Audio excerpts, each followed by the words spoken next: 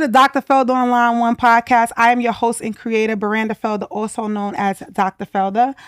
Today here I have another special guest. I'm a big believer in not telling other people's story, so I will let my guest introduce himself and why he's here. Hey, what's up? It's your boy LOAB Reem. I'm just happy to be here.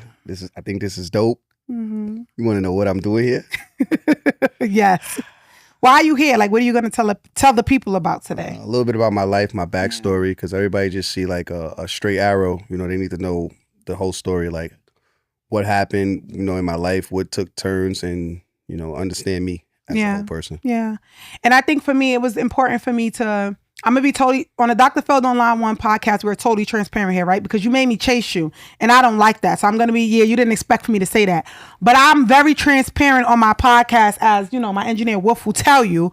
But it was important for me to do your story because I think I want to let Black men know as well that I'm rooting for them. And I feel like a lot of times they don't think I am because I'm a strong Black woman. But I think that it's important to like capture Black men's stories and tell the success stories. A lot of times we also tell about how our Black men fail at something or they're not successful. Yeah. And when I think of successful Black men, I think of you. I appreciate that. And you're very strong. But I also know, you know, from our conversations, you struggled a little bit. But what I love is that you didn't allow your struggle to define you. Nah, you can't. So you can't have that victim mentality when you talking like, oh, I went through this, and because as growing up in not so much poverty, but growing up in the ghetto, you become a product of your environment, and you get used to like, oh, that's normal. Yeah. So then when you see something else, some people don't like change. Some people some people sit in they shit. Excuse me if I could curse. That's fine. Some people sit in they shit because it's like, yo, this is what they used to. So when you start when you start knowing better, you do better, you know?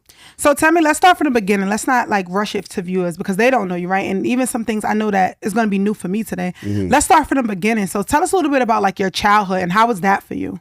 My upbringing was, for the most part, it wasn't as normal, as ideal as other kids because I grew up in a household with my cousins and my sisters, my siblings, and my aunt and my uncle, you know. So it wasn't as much as like the normal child. My people made it as normal as possible, but you know, as you see other kids, dads coming up to the school, their mom coming up in the school, and I lived with my aunt and my uncle for like majority of my childhood, stuff like that. So it wasn't as normal, but you know, I made the best of it. So friends became family, cousins became brothers, and I made the best of it. You know? And like, where was your parents at during this time? My dad was incarcerated, and my mom kind of had a situation. She was kind of young when she had, like, I have 3 other biological siblings by my mom. So I have my late sister, which is the oldest, my other sister, and I have a little brother. So my mom was kind of like going through her own stuff. She was young, you know, wanted to be outside, stuff like that, and you know, the system that us 3 got put in the system. You know, my brother wasn't born yet. So us 3 got taken to the system and moved around, shuffled around for like a little bit. And then we went and lived with my aunt. And how old was you when you went into foster care, if you remember? So I went into foster care in 1990. I was still a baby. Yeah. Yeah, I was still a baby, you know. So me and my siblings, me and my sister is what they call them Irish twins. We're 11 months apart. And then my other sister, my late sister that passed away, she had me by 3 years. So she was 3. Me and my other sister, we was 11 months apart. So we was all babies. We was young. Yeah. And then I guess you said y'all went through the system. So was it like a thing where your aunt was like, no, like I'm coming to get them, or what? I'm not too sure of the spectacles of how it happened, but you know, I'm happy the way it happened because like the system is designed to break families up. You know, the foster care system, when it's all said and done in speculation, like when they like, so I don't think I didn't know this as a child. I didn't even know this. Yeah. Me and one of my older sisters, we don't have the same father. So like in the foster care system, she was advancing, like, and at certain times we'll be around certain representation for my dad, and my sister wouldn't be included in that for some reason. And, I didn't notice it as a child until I got a little older and I started asking questions. But why this ain't like, you know what I'm saying? When you ask a question, some people ain't ready to answer it or they try to brush you off. I really didn't understand.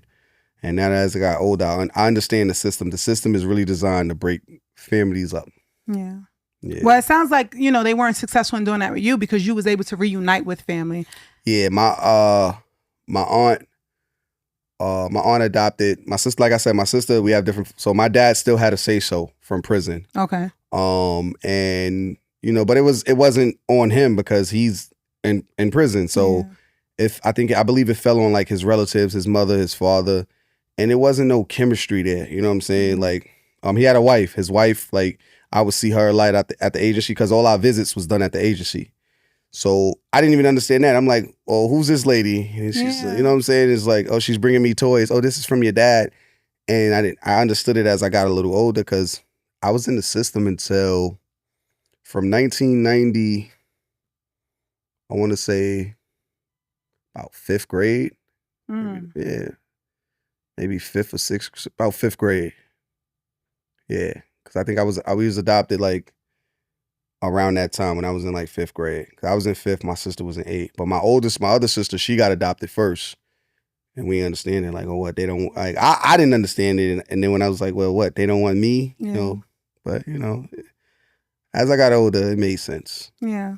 So all of these things that's happening, you're in foster care, your sister gets adopted, you're sitting in these homes. What was your experiences like? No, I wasn't sitting in homes. I was sitting in my aunt's home. So my aunt pretty much, like, I want to say, I don't remember this, but we were taken into someone else's home for maybe like a week, like a week or two, and then like all I know is like we were with my aunt. Yeah, we was with my aunt, and she had 4 kids of her own.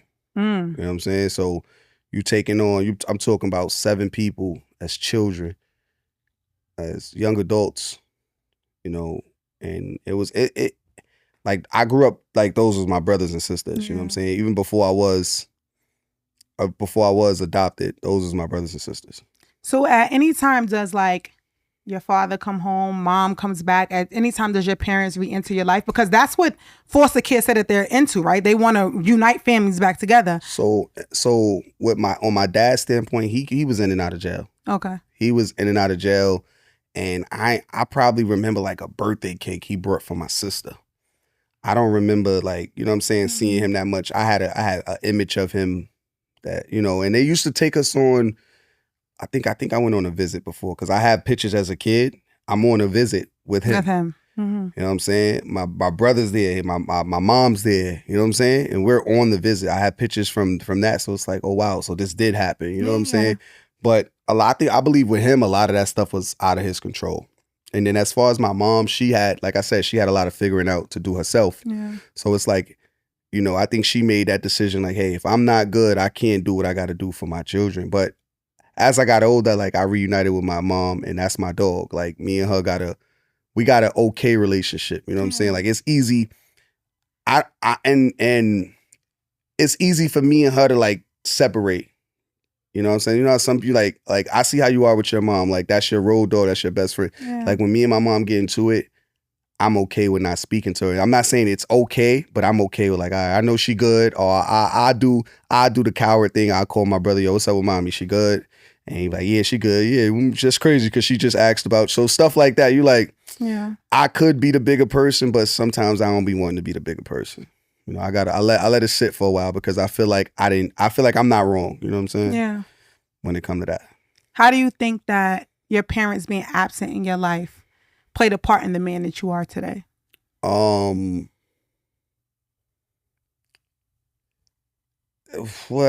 it made me a better father. Okay. It made me a better father because I gave my kids what I always wanted.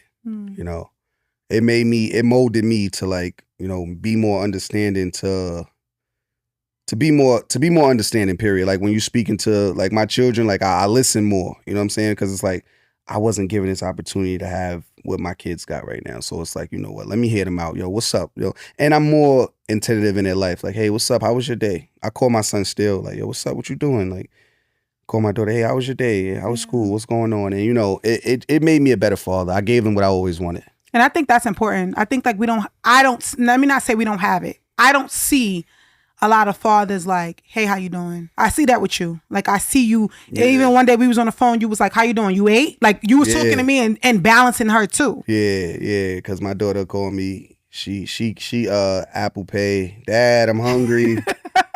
As she should beat them pockets. Yeah. As I guess it gets worse as they get older, you know. Yeah. So you're growing up in your aunt's house, in your aunt's care. You're getting older. What is life? What is happening with Reem, the teenager? Because I think too, that's when a lot of stuff with Black boys, where they're impressionable. So what is happening with you now during like your teenage years? Shit, yo, I kind of. So we gonna go a little deep. Like elementary school, I was good. I was just bad. And then I remember like I wanted to be like one of my older cousins, like to the way he act, the way he fight. This is my late cousin. He passed away. I wanted to be like him so much that like I used to mimic him. Like they used to come over like on the weekends. Like my family, my aunt used to throw like my aunt was like, she had the big house. So everybody would come over 4th of July. You see all your siblings, your cousins, everybody there. You got to go get an outfit. You know, everybody would be there. Yeah. That's old school stuff these kids don't know about. Don't know about you go hang out with your cousins. My cousins used to come over every summer, and we just, like every other weekend, it was like, yo, I get to see my cousin. And I wanted to be like him so bad. So like he had passed away in 1998. And I just kind of went, I don't know. I don't want to say it was that, but I really missed my cousin. You know what I'm saying? Yeah. And I kind of tweaked a little bit where behavior problems, and you know, you sitting in front of a guidance counselor, then you got to go see a psychologist, and you're like, hey man, something's off with him. Like, you know, he has a lot of anger built up, and you know, I try to get into curriculum activities, therapy. I was that kid that was in therapy in my younger years. I was in therapy. I seen a therapist and I seen a psychologist. Yeah.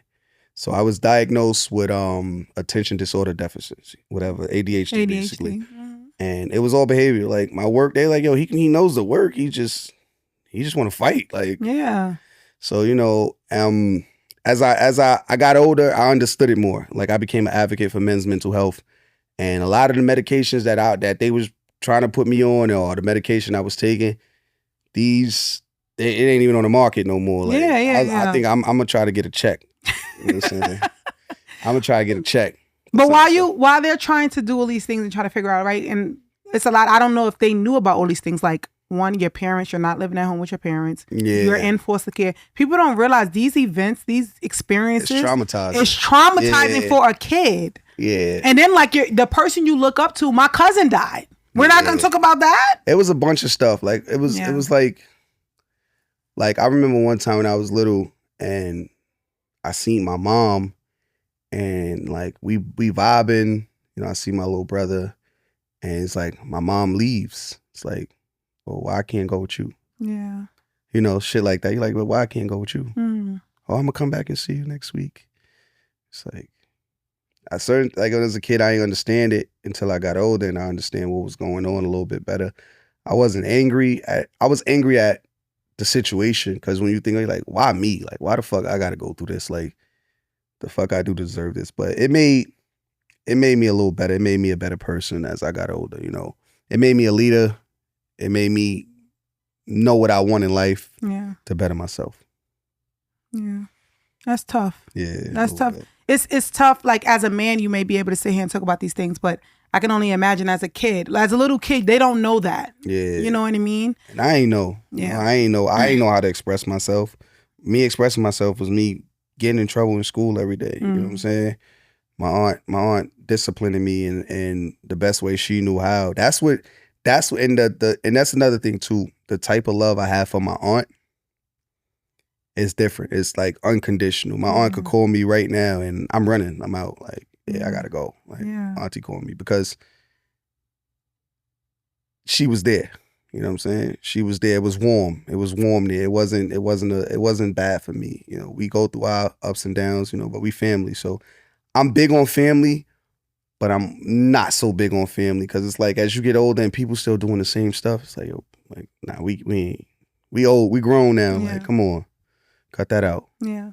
So you're going through school, you're navigating through all these challenges. What happens in school? Like, are you graduating high school? Are you not? Are you in the streets? Like, what is Reem doing? Damn, well, let me take you back to elementary. So 7th grade, 6th grade was pretty cool. I wanted to play basketball. I looked up to a couple dudes. I went to IS 218. That's right across the street from the projects. And I lived maybe 3 blocks away. Still, I lived on by the other side of the project. So I'm across the street from the projects. And I wanna say I used to go there hanging out after school. And then I started messing with the wrong crowd. 6th grade was cool. 7th grade, I literally caught my first case. In 7th grade, I'm fighting this dude. I'm fighting a dude, and his girlfriend is tougher than him. This is like when everybody was trying to be in a gang and everything. And I'm fighting the dude, and his girl's like in my face. Like his girl act like she wanted to fight me. I beat him up. He ain't really want to fight me. It was like Spanish dude, and somehow, some way, I went to cut him, and I cut the girl. Wow. I cut her in her face, and the object I cut her with, I'm like, so I used to watch all them shows, Matlock and stuff like that, and the object I cut her with, like I threw it in the sewer drain, because the sewer drain right by the school, so I threw it in the sewer drain. And my aunt had another foster son. We went to school together.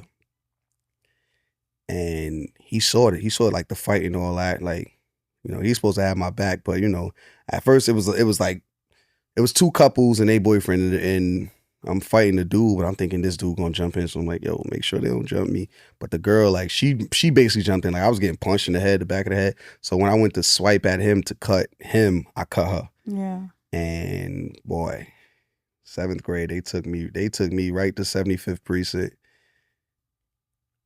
I cuffed me to a bar. I'm sitting there.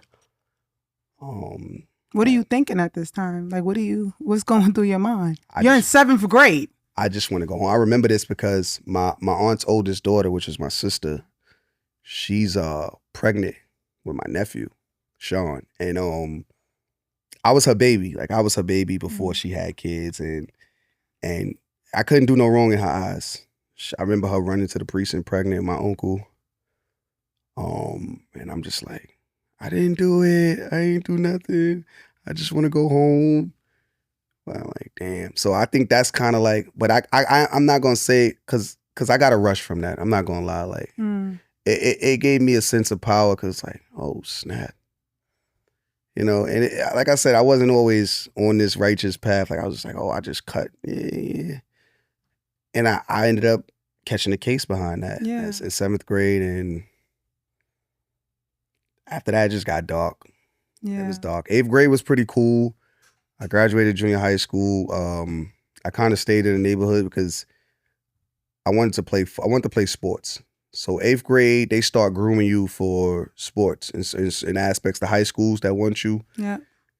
So Thomas Jefferson, I knew a coach on Thomas Jefferson that lived on my block, and he was like, "Yo, come to Jeff." I had like 2 other options, and I was like, yo, I could really play football in high school. And then I always had a love for basketball, but I wanted to hit. Like I really wanted to tackle. I wanted to hit. And he was like, yo, come to Jeff.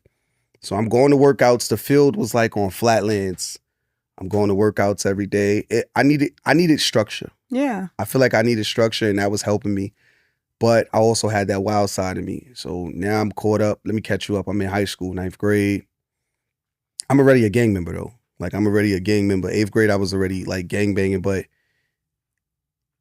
I'm not new to it, but I know what's going on. Like, yeah. So now you meet older kids. Now you're in high school. You meet kids that are bigger, tougher, and if they like you, they gonna fuck with you. If they don't, so now I'm hanging out in Bama's projects. I'm hanging out in Picking projects. I'm hanging out by Brownsville. I'm on Livonia. I'm smoking. I don't know what the hell I'm doing. You know, you get wrapped up in the wrong crowd. So 8th grade, when I was in that structured football program to go to Jeff, I ended up getting in trouble. Again. Yeah, it wasn't no bad trouble. It was just like I got a call home from school. Okay. And my aunt and uncle, I'm not gonna say they was drastic with the punishment, but they dragged it. They was like, well, guess what? You can't play football no more. You know, back in the day, you needed a physical to play football, and they wasn't rushing to get my physical. So by the time I got my physical, the season, moved on. team camp, everything started. So they're like, yo, you could still try and whatever. But I would have been lost in the sauce. So I tried playing ball, which I made the JV team. I'm playing ball and practicing.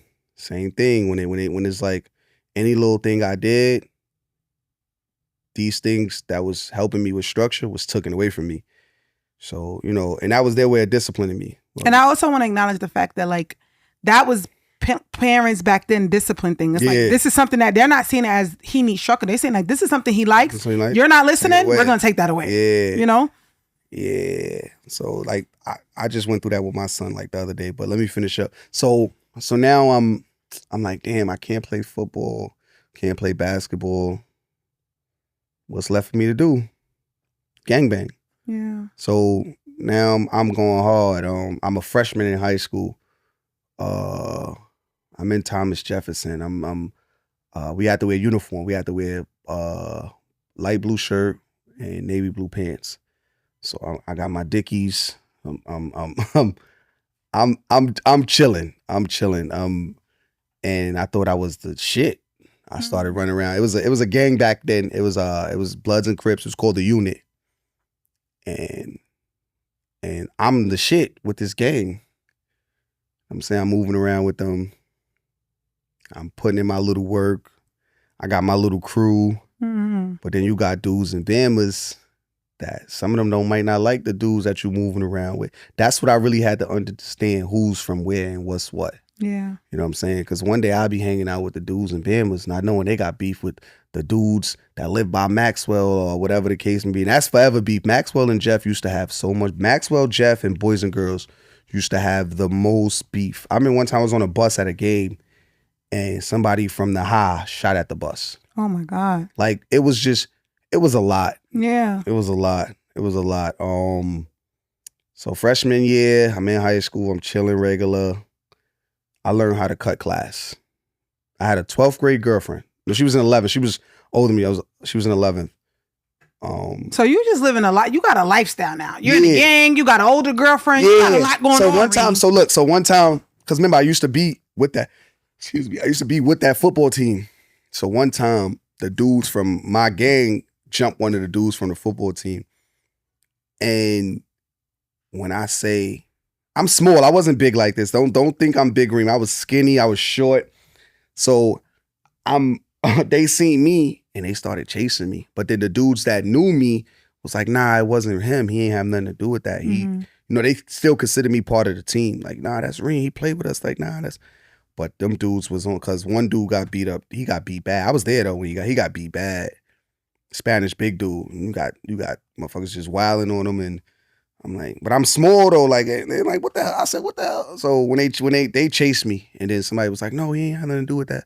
It's like, yo, Reem, come. So I came. Like eventually I came. So what's going on? Like I was scared on my ass. But so I ended up getting into it in high school, 9th grade. This dude tried to play me like that whole freshman shit was still going on. And this motherfucker, he's tall. Excuse me. He's tall. And he freaking, I'm like, yo, this dude trying to play me. I'm angry. I'm like, yo, this dude trying to play me. So I pull up on the dudes I hang out with. Like, yo, I'm gonna do something to him. And that's one thing about me. When my mom made up, Like, I'd rather ask for forgiveness than permission. You know, like my mom was made up. I was like, yo, you know what? I'm gonna do something to him. So, around this time, I was still allowed to come to practice. Like, my uncle didn't know, so I was still like, we hop on the B20, we go to the field. It's like, yo, you coming to the field? I'm like, yeah, I'm coming. Cause you know, you listen to your uncle, but it's like, yo, I ain't really listening. I'm gonna be slick. Cause I want to do what I want to do. Like that's what I have fun doing this. Like, and that's the thing. Like you said, when they see something you like, they take it away. So now I get out of school. That's when you had to have a lock. So I got my lock on my hand. And he left before me. But everybody always hang out on that Livonia corner, like they walk down there, Livonia.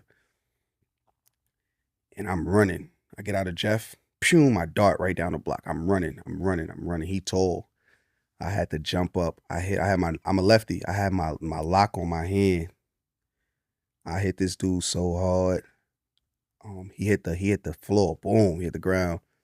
Like I swear he must have thought he was getting jumped or something, but I cut his whole eye socket right here. Like his whole socket was cut. And he got up and ran. But he was like the school's like class. He was like the class clown of the school. Yeah. Always fucking with people. And he tried to little nigga me. So after that, like the respect was, I was probably the littlest gang member that everybody respected in there after that. Wow. You know what I'm saying? The dudes from Bama's respected it a little bit more. The dudes from Brownsville, the dudes from Picking Projects. It was a little bit more respect. I was known after that. So now you know. Yeah. You're this gang member. I just knocked the nigga out. You just knocked somebody out. I thought I got away with it. And what happened? Oh, man. So we had this security guard. I can't fucking stand him. Usher, fucking superintendent suspended me. They had no proof. They had no lock. But son parents came up. Yeah. And I heard his brothers is like super tough. So they like, yo, his brothers is looking for you. And back then when you had beef with the Crips, he was like, yo, I think his brother Crip, them niggas is crazy. So then you got beef with everybody. So you just hearing like, yo, his brothers is crazy, but everybody respected what I did. Yeah. It was like, nah, son. And I'm short. So like, yo, shorty, like, I respect that. Like, you did your thing. If I'm lying, I'm flying. We could ask my boy Giz, he was one of the dudes. He from East New York too. Giz was like, nah, shorty, like I fuck with you. A couple of dudes like, yo, you that's what's up, man. Like I fuck with you. I respect that. And I did it by myself. Yeah. You know what I'm saying? I ran ahead of everybody I was with.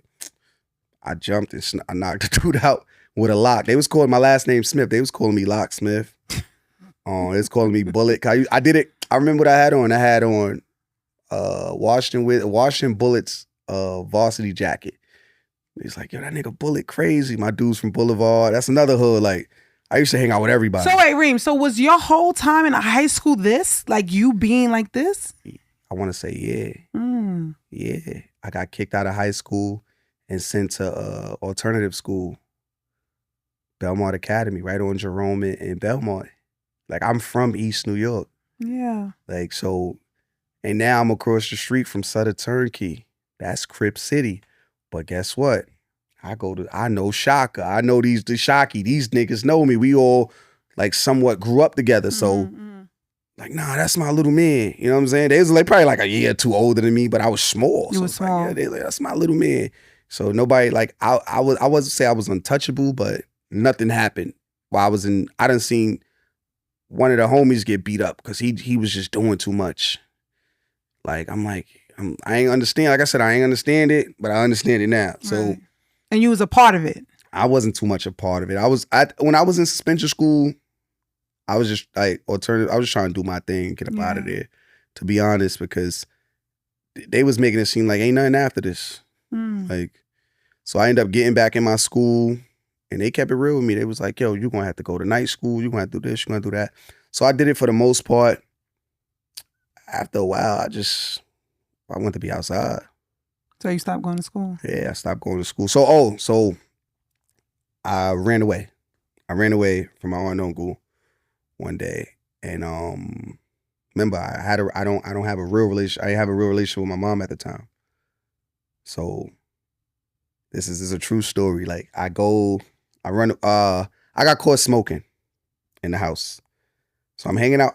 You being a badass. Listen, I'm hanging out with my boy. I'm hanging out with my boy Seiko. He lived on like Essex at the time. Shout out to my boy Seiko. He looked at like Cameron back then. So everybody used to be like, he was cool. He dressed, Yeah. So I'm like, yo, he got mad. I feel like he got mad freedom. But his mother always cursing us out. So I'm like, man, this is cool. Cutting school at Seiko crib. He got one girl. I got one girl. We smoking one time, and I took like the rest of the spliff. So when I took it, now I'm in my room, and I think I lit the shit in the basement, but that shit traveled through the whole crib. I got caught in less than 30 seconds. So my aunt tried to discipline me and all this, and my uncle just left. I remember he went out because he used to leave. I used to always close the gate, and I waited till he left. He had to go somewhere. He probably was going like Home Depot or something, whatever. Closed the gate, and I went down there, lit it. I might even lit it with a match, just look how long ago it was. And then my aunt tried to discipline me, and she said something, and I was like, man, I'm out.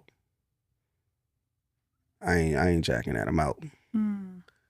Being rebellious, being hard-headed. Yeah. And that probably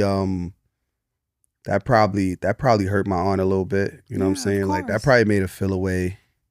Like I said, I didn't understand it then, but as I got older, I understand it now. You know what I'm saying? Because it's like a slap in the face. You know what I'm saying? And I also think like, thinking now as adults, right? Yeah. I do everything for you. Yeah. Your mother and your father left. Yeah. I'm front and center. I do everything for you. I think that's probably how she took it. Yeah. It's like, how dare you? But it's something I had to do. You know what I'm saying? It's something, I felt like it was something I had to do. And it like at the time, I just was like, I'm running away from this punishment. But then when it was like the message I got from it, because this when Yellow Pages was still out. So I go on the Yellow Pages. I know my mother's name. So I'm looking. This is back in the day. It's back in the day. The pay phones were still lit. Wow. Yeah, it's back in the day. So I go, right? And let me see. It was 2 Deborah Smiths in the whole Yellow Pages. And I find, and they both live close. But I know the area my mom lived. So I'm like, so I call the first one, right? I don't even know how my mom's voice really sound. This is a real story. So I call the first one. I end up in Brooklyn. And I called it. And she was like, no, baby, this ain't. I'm like, all right. So I call a second one. I think my little brother picked up. I think he picked up the phone. And he kind of like tried to guide me how to get there. But he ain't really know. He's young. He little. He moving though. He know a little bit.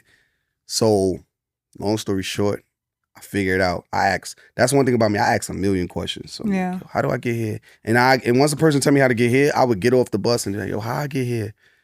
And I made it there. I made it to Canarsie. So we outside. Well, I think he came to get me. I don't know if he came to get me downstairs, but he let me in. My step pops was there. And we told him. He was like, okay. He was happy. My little brother happy. We in the living room playing games, eating cereal.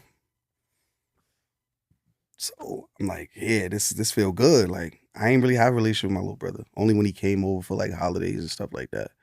So it felt good. You know what I'm saying? It's like, oh, I feel good. So we tell our stepdad, don't tell mommy. We're going to surprise her. So she was working. So he go pick her up. My step-pops used to have a chair. He always sit in a chair. So when he came in, like before he went to pick up my mom, he was like, yo, your mother's told you you're not supposed to be having company. And my brother was like, that's not company. That's not. He said, your mother don't want friends here during the school night. But I'm sitting facing I'm facing the TV. He behind me. He changing his clothes because step-pop's a plumber. He was doing his thing. So plumbers get dirty. So he changing whatever. He talking to my brother though. He like, yo, your mother don't want you to have company. And he like, that ain't company. That ain't my friend. That's my brother. This her son. That's my brother. And he's like, oh shit. So it come in like I didn't even know him. I didn't even know him properly. So we introduced ourselves to each other. And he happy. He like, yeah, that's he I guess he probably seen the vision. Like, yeah, that's nice. Like, that's dope. So fast forward, he go pick up from work. And she, same way. She come in, she's like, yo, I told you, I tell you about having your friends here. He said, Ma, that's Kareem. And my mother gave me like the biggest hug ever. Mm. And she cried a little bit. She was like, my baby. And we chopped it up. And it felt good. Yeah. That moment right there felt good. And I kind of made my mind up like, it's a little bit more freedom over here. This way I want to be. Mm. So I'm adopted already. I'm like probably like 14. So but my aunt and my mom. So my mom called my aunt. His phones wasn't out. I didn't have a phone. Well, phones was out. I didn't have a phone, no. So Landline, you got the house phone. you're crazy. No. I didn't have a phone like to contact. When I was traveling, like they probably looking for me. Yeah. So I still remember my mother, 718-531-2609. That was my mother's phone number. I still remember. I called that number. And so my mom and my aunt get in contact with each other. She's telling her like, hey, he over here. She's like, oh, all right, cool, as long as he's safe. Whatever. They worked out the logistics of it. I'm still probably in trouble. But so eventually they're like, hey, he got to still go to school. He could come over there on the weekends, whatever. I think that was like what got worked out. Yeah. But I got a taste of that project life at 14. This is freedom. Mm. I get to roam the projects free. And that's kind of where I wanted to be. Like I wanted to be in the hood. Like, so what do you do? I stayed in the projects. It got worse. The strength came with numbers. Like now my brother's very strong-minded at the time. He a leader, but he's younger than me. I started running with a few dudes. I started learning the law of the land. Back then, like certain like that whole color banging thing was out. So that's what you and predominantly that ain't the color I bang hood. So you get the little spats, little people talking, and you just get through. That's that project life. Yeah. I'm getting into fights with motherfuckers. I don't know why. We banging over territory. Just going back and forth. Stupidity, but as I look at it now, it's like, it's stupid. Because I'm sitting here trying to hurt you for something that me and your mother is renting. We don't own this. Right. So, it's stupidity. So my brother at the time, had his situation going on. He a leader. He got the crowd, the younger crowd. It's a movement. Like, so we kind of started our own situation. And it kind of flew from there. Like everybody, we basically terrorized our neighborhood and other neighborhoods, and was known in neighborhoods. And it wasn't always us dominating, because there's plenty of times niggas done went in the neighborhood, they done got jumped. Yeah. Now we got to go slide back over there. But you're fully involved in this situation now. Yeah. At the time, yeah. Yeah, at the time, yeah. Yeah, I was chasing that street life. And I ain't saying it's a good thing. It made me who I am today. Yeah. But, and then, I'm still coming back and forth to the east. You're all over, but you're fully in the streets. Yeah, I wanted that lifestyle. Yeah. Like I was chasing something, and I'm going back and forth to the east, and I'm robbing people. I'm dressing different. I got money. Money changed people. Money changed people in the sense of this is what we thought was right. I'm outside. I'm at BCAT. This is stuff I used to watch on TV. Now I'm there. I'm in that crowd. I'm in the clubs. I'm in certain clubs where it's only one way in, one way out. Knowing I ain't even supposed to be in this area. Right.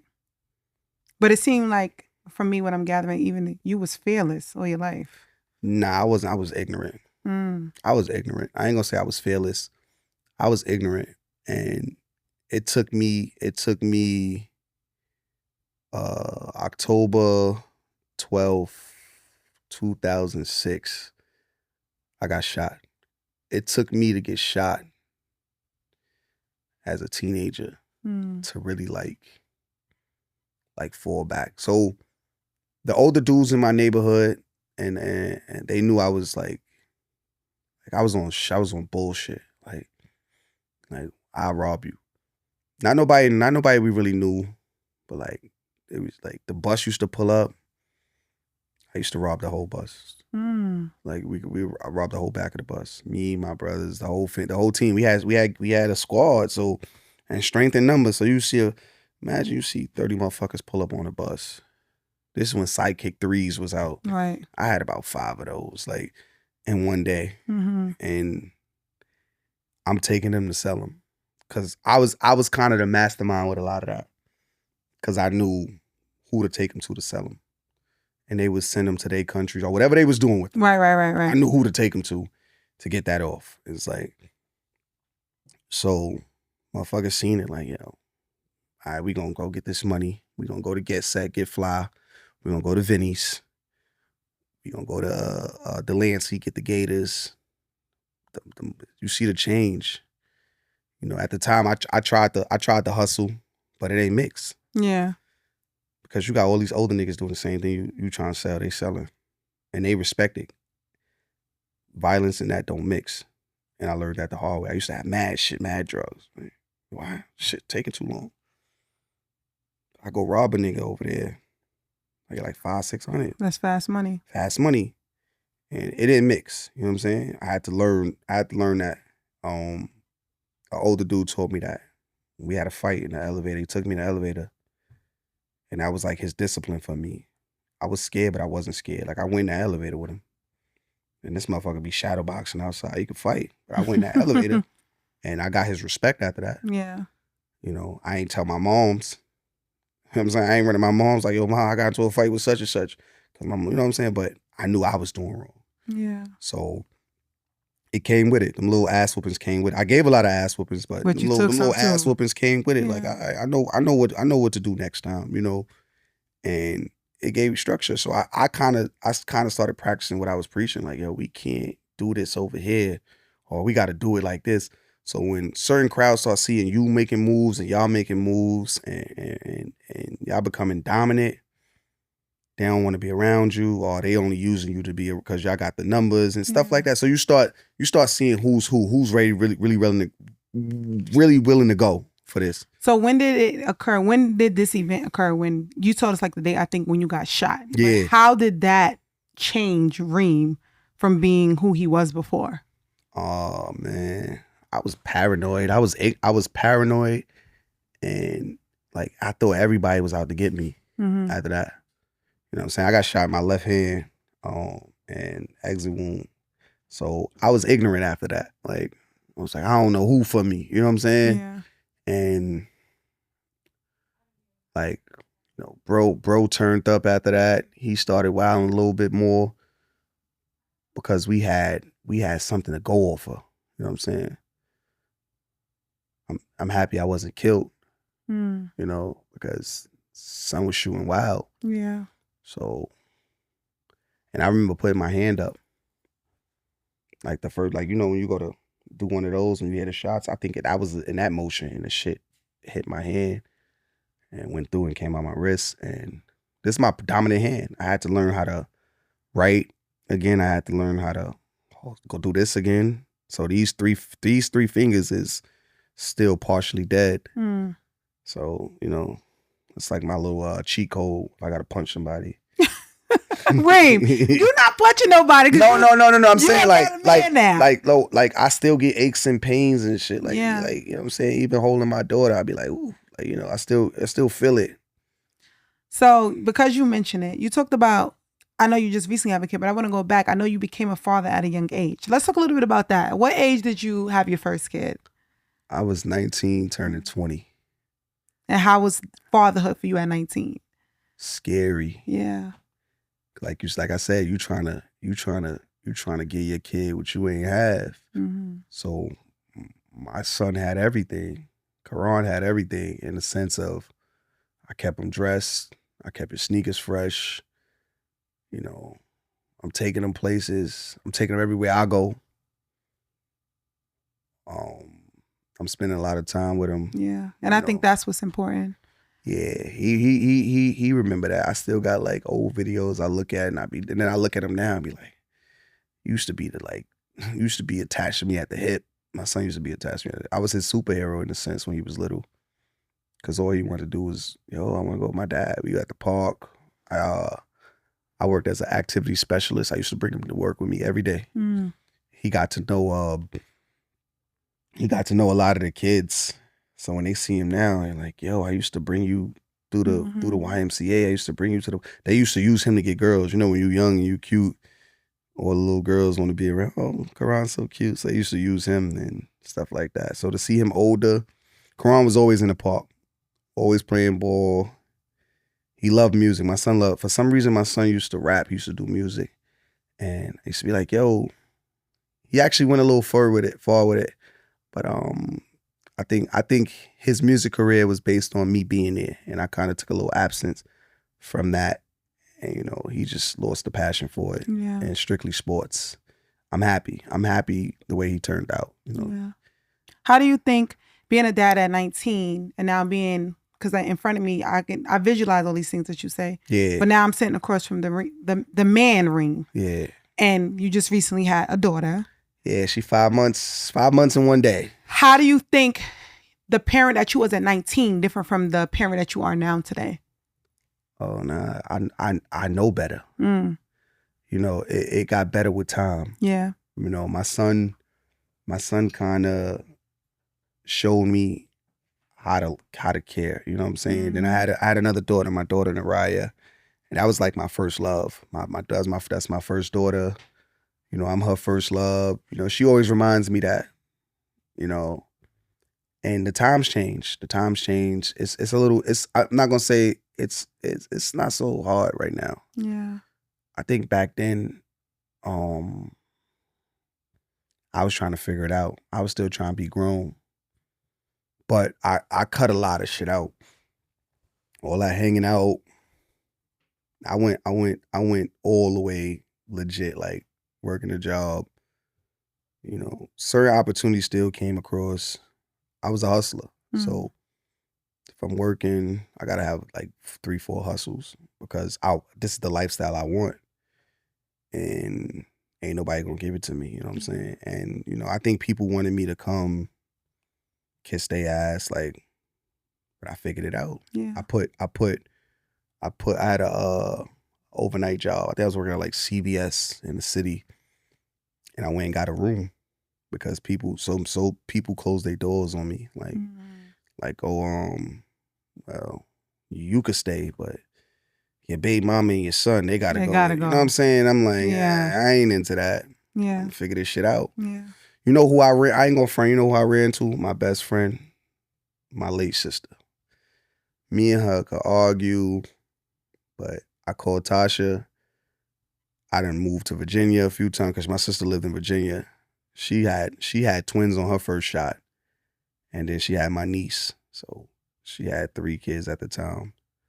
And I'm in Virginia with her family. But it's just slow. Yeah. So I had to find a job, find a way to get to this job every day. It was slow. I'm like, I don't want to do this. Yeah. It was slow. So I came back to New York. Tried to get help. It was hard. On both ends because we both still young. We was both young. Mm. I'm older than her. So, you know, her mom is like, oh, same thing. Like, oh, well, where y'all gonna stay? Y'all gotta figure it out. Gotta figure it out. This y'all baby. Yeah. And, you know, I got a little annoyed with it, but I understood it. Like I said, I work, I think, no matter of fact, with my son, one of the jobs I did have, I was working at Target and Gateway. And it'd be like blessings in disguise because all my friends were scamming at the time. so Reem! I tried. No, you tried, but I had the job. I was the innie. Pull up, get that up out of here. Yeah. Make sure you got mine. Yeah. I had a PlayStation. I had a stroller. I had Pampers. I had everything. You figured out a way to get what you needed. Yeah, I mean, it made sense. Yeah. You know what I'm saying? I took the risk for the reward. Yeah. It made sense, and I wasn't being senseless. Like, oh yeah, I want this, I want that. Like, nah, I need Pampers. Pampers. Bro. I need Pampers milk. I need, bro. Go on the aisle. T-shirts. While you swiping that TV, get them Pampers in that car seat, the big one. Yeah, the one with I want that one. So yeah, I had a lot of stuff. Yeah. It was hard. I needed that help. I also want to acknowledge, right, because I think that a lot of times, like I said before, we acknowledge a lot of the struggle that black people go through in general, the struggle and this and this. And we talked a lot about like your trauma and your struggle. But I want to highlight some of the good that you're doing now. So I want you to be able to tell them, like, what are some good things that you do now for your community, for your family, and things for yourself that you're proud of and you want people to know about? And I was able to go back to the school I went to for elementary and run an after school program. And I thought that was super dope because it's like, yo, I got to see my kindergarten teacher. Yeah. She still looked the same. My first grade teacher, my fifth grade teacher, my sixth grade teacher actually took a job at my elementary school as like a counselor for a little while. Shout out to Miss Welch. And I got to see these people and they're like, oh my God. And my son went there. That's one of the things I did for the community. And then so I do since I've been, because I was incarcerated. So since I've been home 2021, I started LOAB Day. The nonprofit version of it is Leadership, Opportunity, and Business. But it's my own day. Like my community, I feel like my part of the community in East New York needed it. Yeah. So I do a back to school drive in Transit Tech Park. This will be the 4th year this year.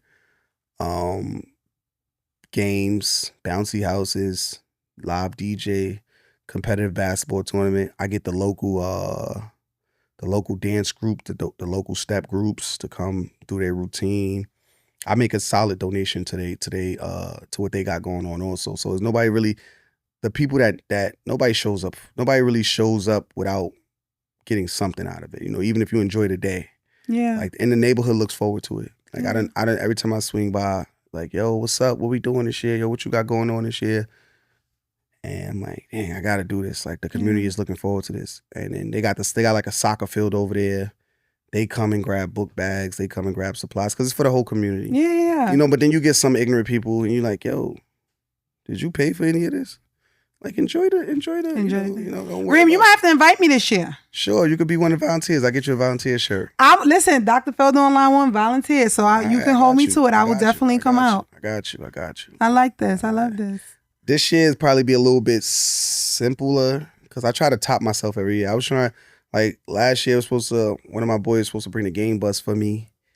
The game bus ended up being, because around the time I do it around my birthday. Yeah. So it's my gift back to my community. Mm-hmm. So this year it would be on my actual birthday if I was to like go full throttle with the situation, because I was just going to do a barbecue for the community, give out the book bags, play some music, and get up out of there. And I'm gonna have a bouncy house for the kids for a few hours. I think I'll still honor that because they appreciate that. You know what I'm saying? They give the kids. And these are things too, like some kids they won't experience unless they're going to another event or a party or something. You know what I mean? Yeah. But for the most part, those bleachers be filled up. The mosquitoes be biting you. People love the food, and it feels. I feel like I get my blessings from helping others, to seeing other people happy. It's always around my birthday, so somebody might bring me a cake and sing happy birthday. Yeah. Or I might have plans to be in the club that night, but I'm like, I got this first on my list first, and we'll have fun later. You know.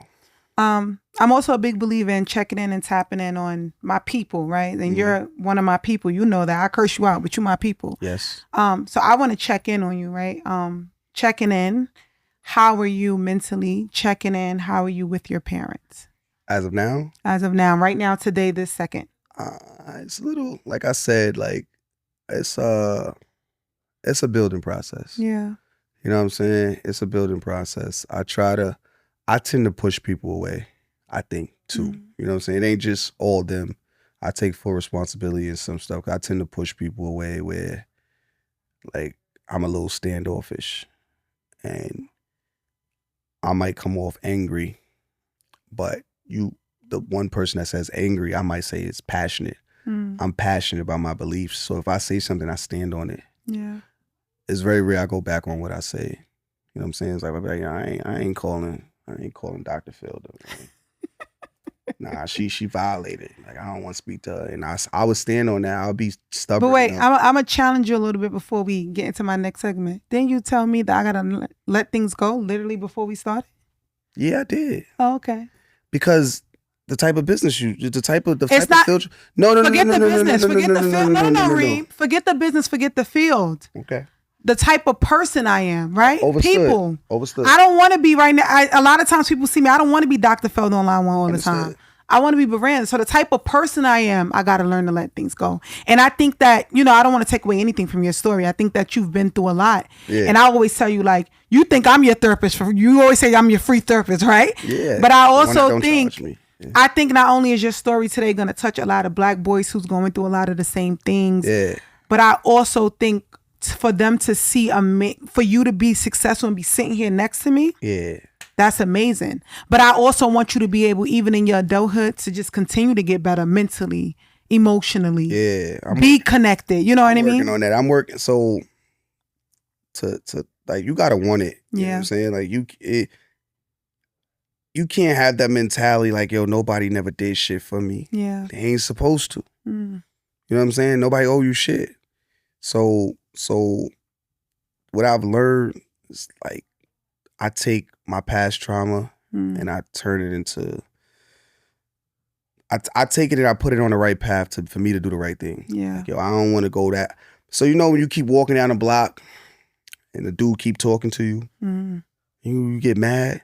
You're like, yo, why this nigga keep trying to talk to me? Why this nigga keep trying to talk to me? And you walk down that block every day. Yeah. What are you doing to change that? Yeah. Take another block. Yeah. Because so what I say that to say this, if you keep doing the same shit, you're going to get the same results. Yeah. So I used to look at my mom, like when we argue, I'd be like, why are we doing this? Like, why we got to keep doing this? But it's because I had to change in order for the situation to change. You know what I'm saying? I couldn't take the same road with her. I had to learn to let shit go. I had to learn to let shit go, like let it go, because we keep doing this. It ain't working. Yeah. And we getting the same results. Keep arguing, yelling, going back and forth. And I don't even like to the point where when it comes to certain stuff with my family, I don't like people in my business. Yeah. It's like I shut that part of my life out. You'll know what I want you to know. Yeah. About certain shit in my family. You know? Well, I thank you for coming, but before we get out of here, we have a segment on this show. It's called Dear Younger Self, and it's my favorite segment of the show. So right now, what I want you to do is I want you to look into this camera right here. This one right here. Hello. And then you're going to act like you're talking to the little Reem that was in foster care, the little Reem that was at his aunt's house and was hoping that mom came home, the little Reem that was in these gangs, but now you are the man Reem sitting in front of me. I want you to talk to him. Okay. And you're going to start it off with Dear Younger Self and whatever else you want to say. The floor is yours. You did this segment before? I do this segment every time, yes. No, you did the Dear Younger Self? Yes, it's about you right now. What you told your younger self? No, Reem. See, you're deflecting, and this is where I got to be your therapist. I like your hair. Thank you. Dear Younger Self, and you go from there. Come on, Reem. Dear Younger Self. I will say this. You saying what would I change or whatever you want to tell your younger self, Reem. You got this. Come on. Dear Younger Self, all right. Go. Dear Younger Self. Give him advice. Thank you for making me the man I am today. Thank you for structuring my life and giving me discipline. Thank you for teaching me what not to do in these streets and move accordingly and, you know, be more understanding. You know, listen to understand and don't listen to speak. You know, thank you. And I want to thank you. I thank you for coming on my show. Thanks for having me. I thank you for being vulnerable. I thank you for being another example of good Black men that we need. And I appreciate all the work you do in the community and the father that you are too. I think that's major. And I don't want you to ever overlook that. You've been through things, but right now, today, you are an amazing man. And I'm so proud of you. Thank you for having me. I appreciate it. Thank you. And thank you guys for watching. Once again, this is the Dr. Felder Online One podcast, and we're out.